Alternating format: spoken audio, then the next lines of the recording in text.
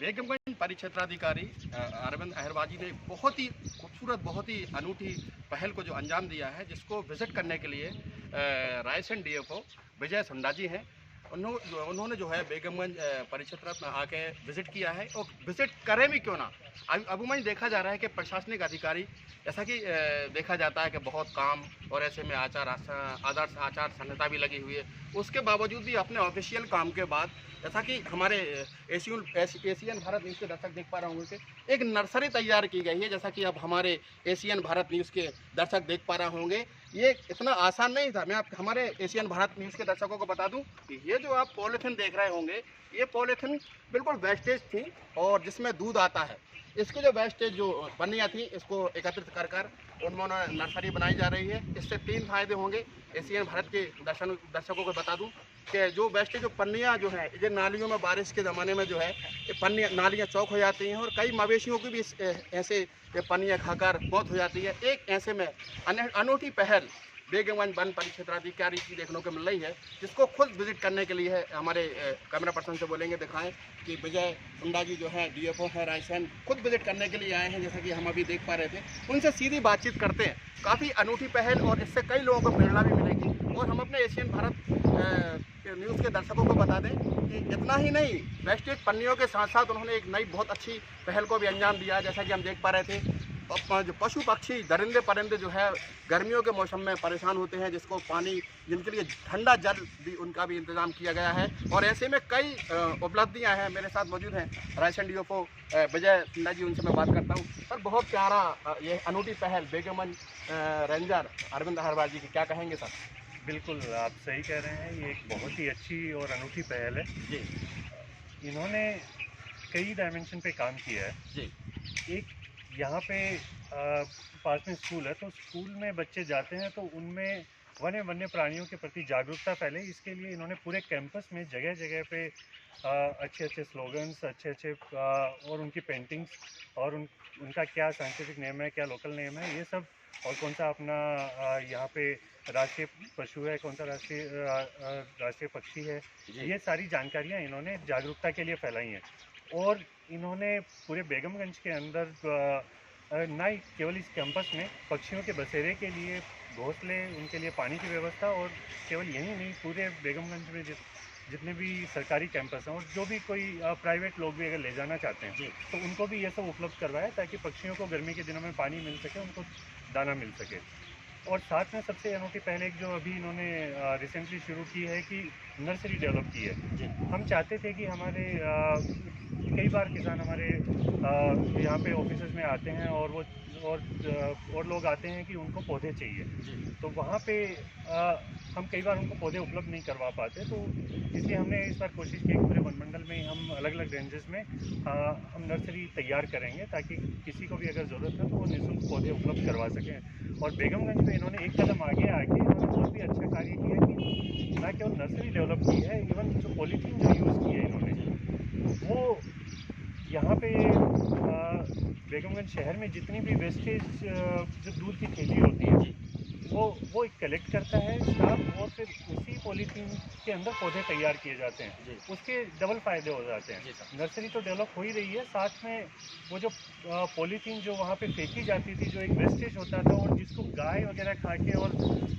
पशुओं को नुकसान होता था, वो भी, और जो पर्यावरण को नुकसान होता था, उससे भी बचा जा रहा है, और साथ में एक पौधा डेवलप हो रहा है। तो ये बहुत ही एक अच्छा इनका प्रयास है, जिसको मैं चाहूँगा कि मतलब सारे वनमंडल में भी ये सभी इसको एक फॉलो करें, और इस अनूठी पहल को आगे बढ़ावा दें। सर, जैसा कि आप अभी जिक्र भी कर रहे थे, आपने विजिट भी किया है बेगमगंज में, क्या लगता है सर कि अगर पूरे सारे मध्य प्रदेश में और इस तरीके के अधिकारियों की पॉजिटिव अगर सोच बन जाए, अनूठी पहल, तो क्या लोगों को प्रेरणा मिलेगी? और दूसरा सवाल सर मेरा एक ये भी है, जैसा कि देखा जा रहा है, आपकी मेरी जिक्र कर रहे थे एशियन भारत न्यूज़ से, इससे रेवेन्यू भी बढ़ेगा, ये भी कहना था सर आपका? हाँ, बिल्कुल। इसका मेन मकसद ये है कि लोगों को पौधे उपलब्ध करवाना। अभी हम शुरुआत कर रहे हैं कि जो पौधे हैं अभी निःशुल्क देंगे। अगर एक बार हमारी नर्सरी अच्छी डेवलप हो जाती है, तो फिर आगे उसको उस डायरेक्शन में भी सोचा जाएगा कि अगर इसको मॉडल जो है, हम इसको रिसाइकलिंग मॉडल बनाना चाहते हैं, ताकि जो ये जितना खर्चा लगता है, लेबर लगती है, वो पौधे बिक्री होने से उससे मिल सके और फिर वो रिसाइकलिंग होती है। एग्जैक्टली रेवेन्यू नहीं जनरेट करना चाहते, बस वो रिसाइकलिंग मेथड में ये लॉन्ग टर्म में बस ये चल सके, ये कंटिन्यू रह सके, हमें सरकार से इसके लिए अलग से पैसा ना मांगना पड़े। हाँ, इसी स्तर पे हम पौधे डेवलप करके और बस इतना खर्चा निकल जाए कि वो पौधों का खर्चा, ये बस इतना कॉस्ट हम रखेंगे कि पौधों डेवलप करने का खर्चा। हालांकि सर, मैं ये सवाल जिन्होंने अनूठी पहल की है उनसे भी मैं करूंगा, जैसे कि जिस पॉलीथीन की बात हो रही है, अमूमन देखा जा रहा है कि ये बहुत सख्त, मैं अगर अपनी देसी भाषा में कहूँ कि पन्नी होती है। क्या इसका इसी वजह से जो इस्तेमाल किया जा रहा है कि इस पर जो लंबी ये पन्नी चल सके, जिससे पौधों को भी लंबा समय मिल सके? हाँ, इस पॉलीथीन का एक ये भी फ़ायदा है, क्योंकि ये जो पॉलीथीन है जो दूध पैकेज में यूज़ की जाती है, सिंगल यूज़ प्लास्टिक, इसकी लाइफ बहुत लंबी होती है, ये डिग्रेड नहीं होती है वो। तो उससे क्या रहेगा कि मतलब जो पौधा जो हमारा फिर एक पौधे को तैयार होने में कुछ प्लांट्स को 2-2 साल भी लगते हैं।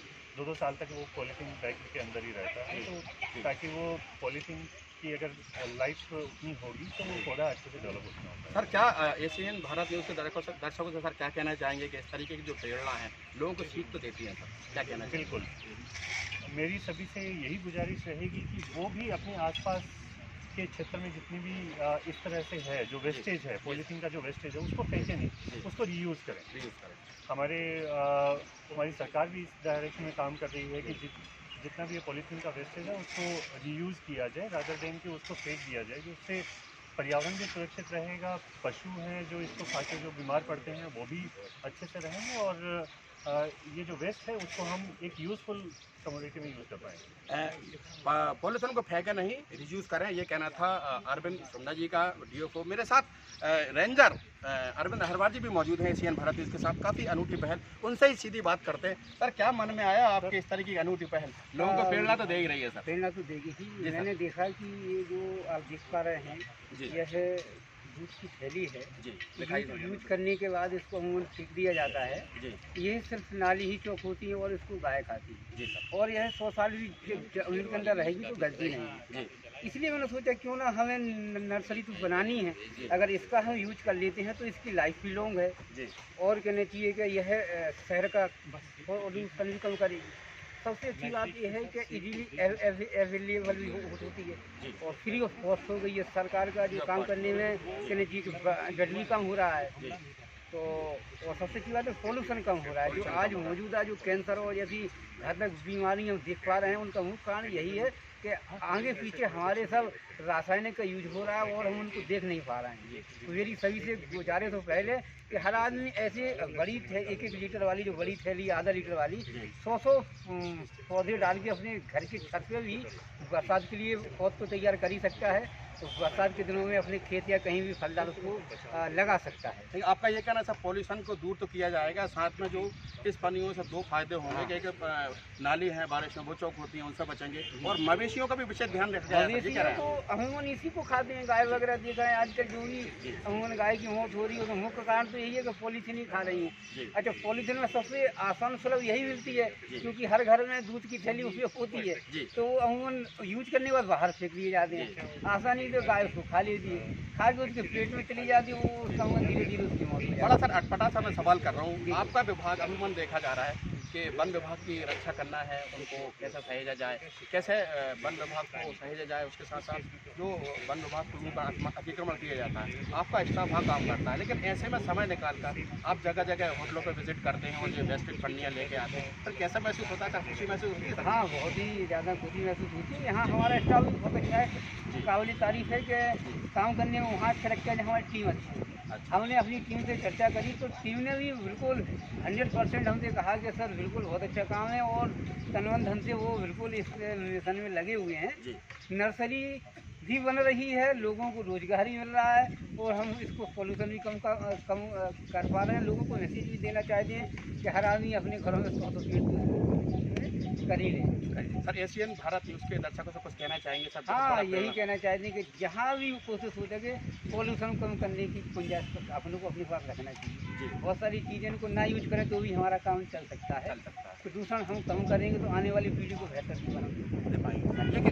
देखना कितना आने वाली पीढ़ी को हम कैसा बेहतर से बेहतर जीवन दे पाए, ये कहना था बेगी वन परिक्षेत्राधिकारी अरविंद अहरवाल जी का। मैं अपने कैमरा पर्सन से बोलूँगा, दिखाएं कि ये जो आप हमारे दर्शक देख पा रहे होंगे कि ये वेस्टेज पन्नियाँ देखी जा रही होंगी जो अमूमन दूध में आती हैं, लेकिन उनका साफ तौर पर यही कहना था इन पनियों की जो है सर्विस काफ़ी ज़्यादा होती है। मैं अपने कैमरा पर्सन से बोलेंगे, दिखाएं कि यहाँ पर देखाएंगे कि ये जगह जगह जो है पानी गड्ढे किए गए हैं, इसमें अब बेहतरीन तरीके से नर्सरी की तैयारी की जा रही है, जिसका विजिट करने के लिए रायसेन डीएफओ अरविंद सुंडा जी भी विजिट करने के लिए पहुँचे थे। और उनका आपने देखा होगा कि एशियन भारत न्यूज़ पर उनका साफ तौर पर यही कहना था कि एक बहुत अच्छी और बहुत अनूठी पहल है।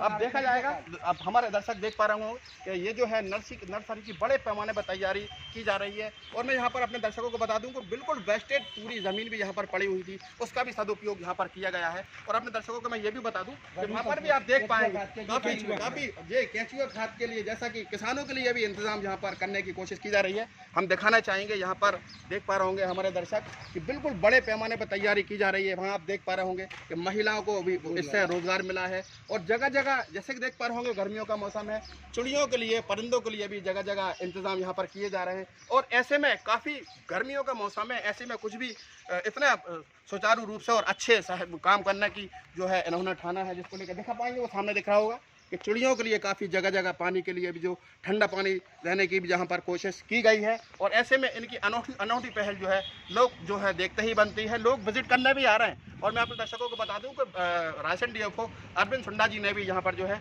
विजिट किया है। कैमरा पर्सन आसिफ कुरैशी के साथ एशियन भारत न्यूज़, राशिद मीर, रायसेन।